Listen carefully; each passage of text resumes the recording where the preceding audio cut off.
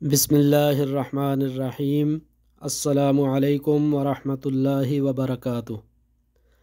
سعودی government کی جانب سے آج ایک سرکولر جاری ہوا ہے جس میں کہا گیا ہے 9 اگست 2021 بمطابق 1 محرم الحرام سے غیر ملکی عمرہ زائرین عمرہ کرنے کے لیے سعودی عرب آ سکیں گے۔ پاکستان، انڈیا، انڈونیشیا، ترکی سمیت جن 9 ممالک پر پابندی عائد کی گئی تھی وہ تاحال پابندی برقرار رکھی گئی ہے۔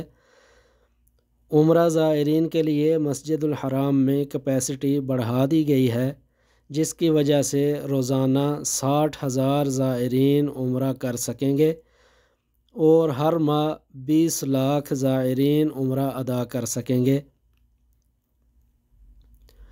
مسجد الحرام میں داخلے کے لیے توکلنا ایپ اور اعتمرنا اپلیکیشن پر عمرہ کے لیے یا پھر نماز ادا کرنے کے لیے پرمٹ لینا لازمی ہوگا، اور اسی طرح مسجد نبوی صلی اللہ علیہ وسلم میں بھی زیارہ روضہ کے لیے اور ریاض الجنہ میں نوافل ادا کرنے کے لیے بھی پرمٹ لینا لازمی ہوگا۔ عمرہ کے لیے آنے والوں کا ویکسینیٹڈ ہونا لازمی ہے۔